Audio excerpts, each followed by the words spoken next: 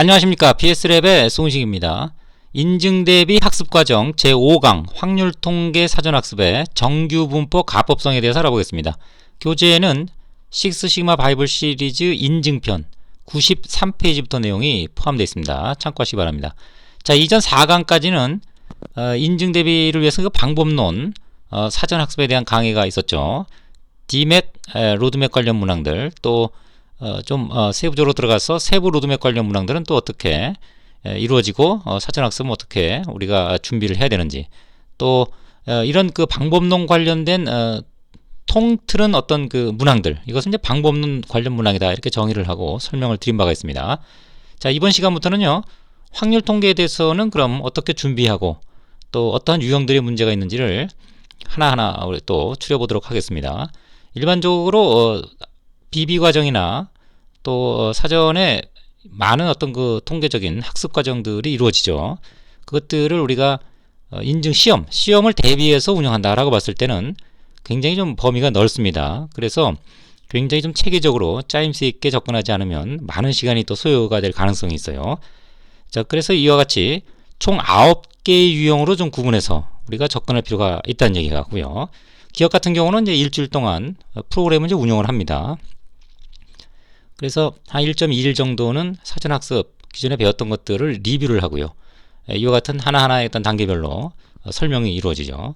그리고 이와 같은 과정을 또 거치면서 이것은 또 이렇게 푸는구나, 단순히 이제 시험에 응시한다는 그런 목적보다도 실질적인 문제를 해결할 때 이런 것들이 어떻게 응용되는지를 체득하는 이런 거 중요한 또 시간으로 활용할 수가 있다는 얘기입니다. 그런 쪽에 조금 더 무게중심을 둔다면 지금과 같은 이런 그 사전학습이 굉장한 의미를 부여할 수 있다, 이렇게 요약을 해드릴 수는 있겠습니다. 자, 처음에 정규분포 가법성, 그리고 이제 정규분포 면적 구하는 거. 면적이라는 것은 이제 확률에 대한 얘기입니다. 이것은 우리로 치면 이제 시그마 수준을 계산하는 그런 근거 자료가 되죠. 또 중심극한 정리, 이것은 이제 신뢰 구간을 유도하는 이런 그 문항들입니다. 그래서 요 1번부터 3번까지 이것은 이제 정규분포에 대한 그런 그 기본적인 설명, 그리고 이것들을 바탕으로 해서 어떤 문제 유형들을 우리가 풀 수 있는지를 설명을 하게 되고요. 조금 더 수평적으로 범위를 확대해서 정규분포 이외에 이항분포나 포화성 분포, 어떤 원리로 작동을 하고 어떤 유형의 문제들이 있는지. 자, 그 다음 단계는 이제 2개, 5번과 6번인데 가설검정이죠. 그래서 가설검정과 관련된 용어들은 한 번에 설명을 해야 된다고 그랬습니다. 또 실질적으로 어떤 상황이 주어지고 데이터가 주어지면 그에 맞는 검정법을 우리가 찾아서 검정을 해야 되겠죠. P-밸류를 얻고 의사결정을 해야 됩니다. 그것을 이제 7단계로 나눠서 하나하나 우리가 대응할 필요가 있다, 그런 요약 설명이 들어있고요. 또 회귀 분석이나 DOE 같은 건 이제 중회귀 분석이죠. 이런 것들은 묶어서 한 번에 사전 리뷰를 이제 할 수가 있습니다. 또 부분 요인 설계 같은 거는 정의 대비, 이런 게 난이도가 좀 높죠. 그리고 컨트롤 페이지 같은 경우는 이제 관리도 관련된 문항들이 또 소개가 될 수 있고요. MSA 같은 경우는 관리, 간접 부문 같은 경우는 MSA가 크게 이제 필요치는 않습니다. 따라서 직접 부서나 생산 쪽이죠. 또 R&D 쪽 같은 경우는 필수가 됩니다. 그래서 참여하는 분들에 따라서 MSA 이 부분을 이제 넣을 수도 있고 뺄 수도 있습니다. 그래서 추가라고 하는 그런 명구가 들어가 있습니다. 그래서 문제 유형들은 이런 것들이 복합적으로 나올 때 이제 난이도가 증가하는 거죠. 그리고 이거 하나하나를 잘라서 보면은 그만큼 이제 난이도가 줄어드는 그런 형태를 띈다고 볼 수가 있겠습니다.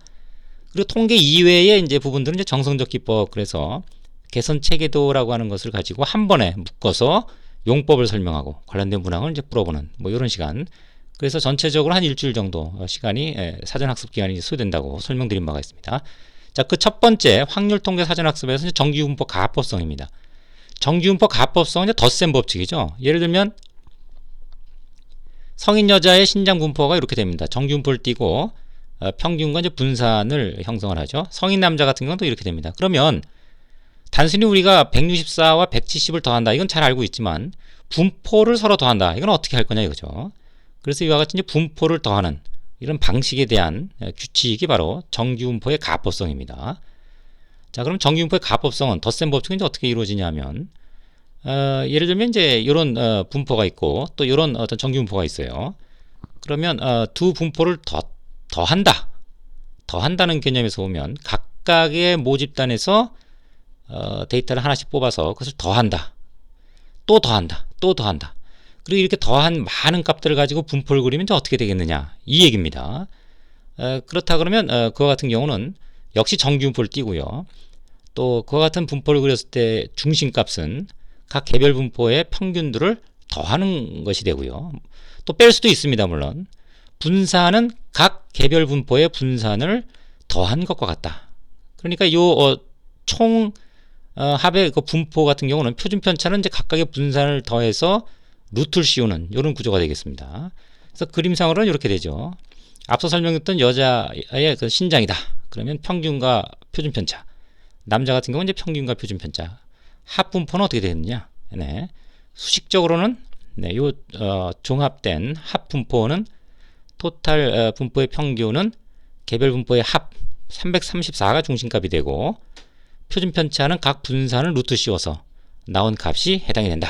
뭐 이렇게 설명드릴 수가 있습니다. 이것이 이제 정규 분포의 덧셈 법칙인 가법성을 얘기합니다. 자, 이때 가법성과 관련된 문항들은 그럼 어떤 유형들이냐? 난이도 중 정도를 좀 보면요. 이와 같이 우리 실제 프로세스가 활동을 합니다. 접수라는 프로세스가 처리하는데 4분과 1.2의 표준 편차가 걸리는 거죠.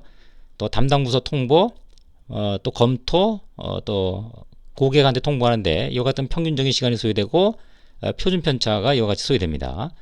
자, 이랬을 때 전체 활동의 소요 시간은 얼마나 걸리느냐, 또 공정 능력은 얼마냐, 뭐 이런 것들이 하나 이제 문항의 내용이고요. 단순히 이제 가법성을 이용해서 공정 능력으로 넘어갔기 때문에 난이도는 조금 이제 복합적으로 나타났기 때문에 중정도 되는 뭐 그런 유형의 문제가 되겠습니다. 그럼 전체 집단을 우리가 보면 되겠죠. 전체 집단의 평균은 이와 같이 개별 소요 시간들을 이제 더하면 되겠고요. 또 표준 편차는 개별 분산들을 더해서 루트를 씌운 값, 요것이 이와 같이 토탈 분포의 중심값과 그리고 표준 편차가 되겠습니다. 자, 공정력을 계산하려면 이제 규격이 있어야 되겠죠. 그래서 150분을 넘으면 안 된다 그랬으니까 150분을 넘어가는 요 부분도 이제 분량의 개념 되겠습니다. 그 이내는 이제 수율이 되겠죠. 이때 이제 시그마 수준 같은 경우는 이후에 이제 6강의에서 설명이 있겠습니다만 뭐 간단히 그 내역을 소개를 시켜드리면, 이건 이제 밑에 이제 계산 기능이죠. 계산의 확률 분포가 가면 정규 분포입니다. 평균과 표준 편차를 입력을 하고 파라미터를 입력하고 150 누적 확률 이하의 확률을 구하면 약 한 0.77, 한 77%가 된다는 얘기입니다. 그러면 불량률은 한 23% 정도 그래 되겠죠. 이와 같은 수율을 안 경우에는 시그마 수준이 계산이 가능합니다. 표준 정규 분포에서 수율을 집어넣고 역누적을 계산하면 Z값이 나오는데 이제 그것이 시그마 수준이죠. 자, 이것은 이후 6강의에서 설명이 계속 이어질 내용이고요. 여기서 간단히 이렇게 정리가 된다 정도만 소개하고 넘어가도록 하겠습니다. 시그마 수준은 이제 쇼텀 Z값이 G값이 되고요. 롱텀에다가 1.5를 보통 경험적으로 더합니다. 그래서 이 롱텀은 바로 역누적으로 계산한다는 이런 수학적 표현, 수율을 알게 되면 이제 시그마 수준을 계산할 수 있다는 얘기입니다. 자, 그런 과정을 통해서 0.77이 여기 나왔으니까 1점을 더해서 2.27 시그마 수준이 예상된다. 뭐 이렇게 정리가 되겠습니다. 자, 요번엔 이제 난이도 상해 문제 유형, 가법성을 이용한 난이도 상에 대한 문항입니다.